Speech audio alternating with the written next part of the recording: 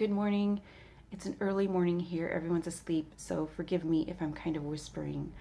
I want to share my little journey into observing the Lord's feasts. Um, and then also, more specifically, the fall feast. I'm going to outline what I've learned to start observing. It's just more of an outline, some of my personal thoughts, not really any teachings. So you're welcome to find that in the plethora of references, but this is just going to be my story and where I'm coming from. So you can kind of know where I'm going. At the age of 11, I feel like that's my mile marker for it. That's when I realized I needed God and His Son for salvation. That's when I then got baptized, got a Bible, and I started reading my Bible from the beginning. The beginning Genesis, not the beginning John. And I'm reading through, and I have questions. I don't understand what's really going on. And I didn't really have anyone to help me answer or understand. And I did get a lot of, and this is throughout the years from like 11 to late 20s, got a lot of, you just have to have faith. Jesus is all you need, which He is. But I mean, when someone's teaching you something, you're like, all you need is your teacher. Like, yeah, I do, but I'm being taught this stuff. Like, I don't know what to do with it. There's another blanket statement. Oh, that's not applicable for today. Because I was in the Old Testament, there's a lot of that's not applicable for today's stuff. And I do partially agree. I begin to understand that a lot of it's not applicable because the temple was destroyed. Priesthood is not able to act out how biblically accordingly because of the temple. So I began to realize that, but I still think there's a lot there that we can honor and observe. So, like one simple thing, one of my more favorite stories, I'm reading about the tassels. I believe it's number 15. And the tassels, the Lord commands the descendants, the sons, more traditionally men, to wear the tzitzit, the tassels. I, in my high school years, didn't know what that looked like. I didn't grow up with the internet. I didn't have access to internet. So I made a little tassel and attached it to my hoodie zipper pull. And with my one blue thread, actually the tassel was made of black threads because I had a black hoodie. And then with the blue thread. And so that was important to me. I knew what it meant. I didn't know what it was supposed to look like. In fact, many people don't really know what it's really supposed to look like. There's a lot of adaptations, a lot of interpretations. There's a lot of personal taste, and I think that's fun. So that was a sample of my childlike faith. In my early 20s, about 21, 22, I started trying to read and grasp the Bible, and I'm frustrated. Then I realized I'm separated from Bible culture years, continents, just all this time and space that I'm separated. And so my, I guess, understanding for that time is if I studied Jewish culture, I would understand it a little bit more, which is true. So I started studying Jewish culture, not necessarily Judaism. And then I got a Jewish study Bible, and that had a lot of notes and cross references and something that was more helpful.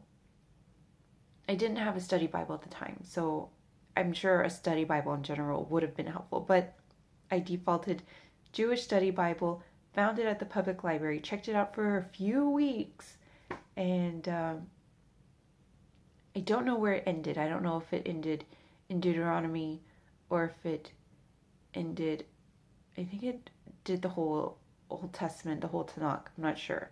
I don't remember. But when that ended, I continued reading the Bible. I got another Bible and started reading the New Testament portion or whatever, wherever I ended at with that one. And that is what started me reading the Bible in a year. I just consume. I have a video on that, different translations. Each year I'd read a different translation. In my later 20s, it turns out we had genealogy in our family. So, or genealogist, sorry. So she went over our genealogy and she let us know that we have Sephardic Judaism in our ancestry. So that was amazing confirmation because ever since I was 11, I saw our family name in the Bible. I don't think I mentioned that. Saw our family name in the Bible at 11, and I, of course, asked questions about that, and I didn't really get the answers.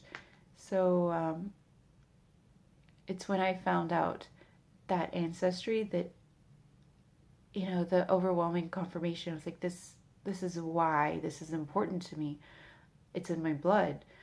My roommate at the time was Jewish, right? Go figure. So I ended up attending her Messianic congregation, and for 5 years, I'm still there. That is where I started observing the fall feast. But it was so amazing to be in a place where all the things I'd been learning about, all the things that I valued, that I thought were amazing. There were people in the congregation, not the whole congregation, but there were people in the congregation, some that observed the tassels, some that observed the kippas. Not everyone.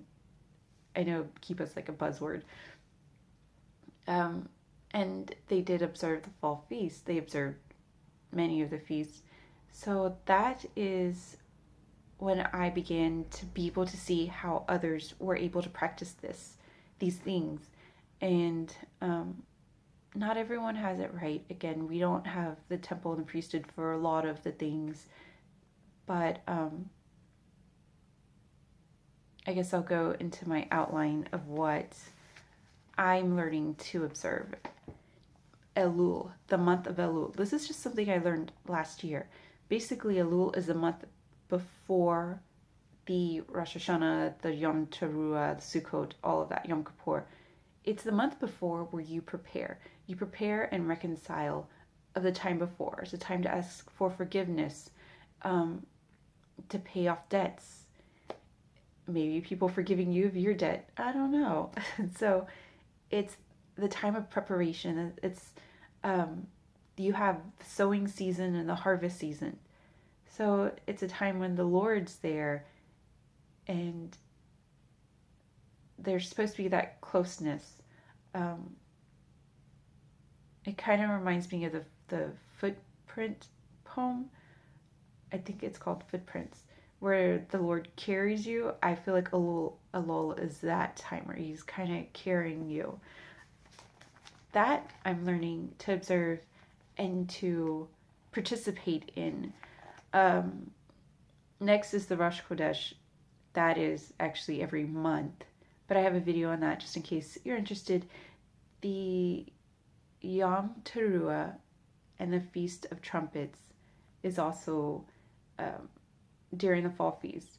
That is, most people say is the beginning of the new year. That's when the new year, the new Jewish year begins. But a lot of people in the Messianic, whether you believe Jesus is the Messiah or not,